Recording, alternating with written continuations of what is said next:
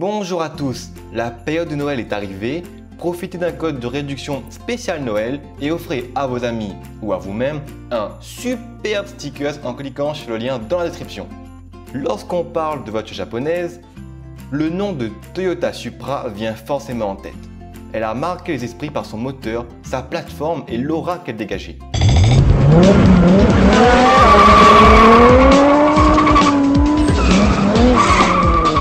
Toyota a enfin décidé de porter ses coronets et de donner à la Supra une remplaçante.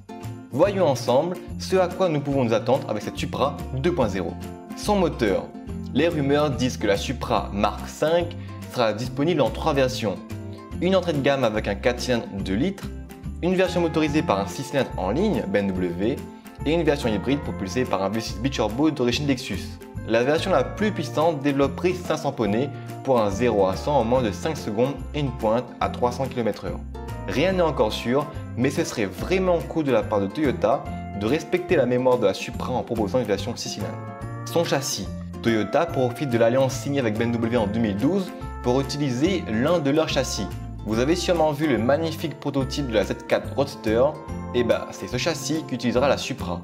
La Z4 Roadster était annoncée pour 1,4 tonne. La Supra sera sûrement beaucoup plus légère car il semblerait qu'elle serait disponible uniquement en toiture. En effet, aucune photo espion nous montre une version décapotable. Donc si vous voulez voler des camions d'essence avec votre Supra orange, c'est raté. Son style. On aime ou on n'aime pas, mais la Supra devrait ressembler au FT1 Concept présenté au salon de Détroit en 2014. Bon, les designers ont quand même respecté les proportions de l'ancienne Supra. Ça se voit aussi que l'aérodynamisme, bien entendu, a été un axe de recherche important. En revanche, je regrette le style de l'ancienne Supra.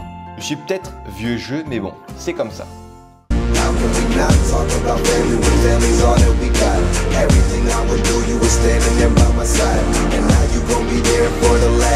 Son intérieur, là encore, difficile d'avoir une idée claire de son intérieur. Mais si on se base sur le concept FT1, on peut se rendre compte que le cockpit est très Supra.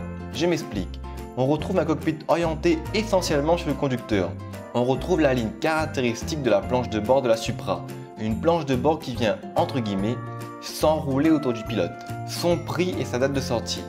Elle devrait sortir fin 2018 en Angleterre pour un prix de base d'environ 45 000 €. La version la plus chère devrait coûter, elle, aux alentours de 70 000 €. On est donc loin, très loin des 100 000 € demandés pour la GTR ou des 200 000 € de la NSX. Est-ce finalement encore une Toyota? Châssis BMW, moteur Lexus ou BMW, même son badge ne sera pas Toyota, mais Gazoo Racing, la branche sportive de Toyota. Malgré tout, le boss de chez Toyota, Akio Toyoda, a exigé aux ingénieurs de revoir le réglage châssis car il n'était pas assez mobile selon lui. Une bonne nouvelle donc. Voilà, dites-nous dans l'espace commentaire ce que vous pensez de cette future Gazoo Racing Supra. Moi je vous dis à dimanche prochain, plein gaz.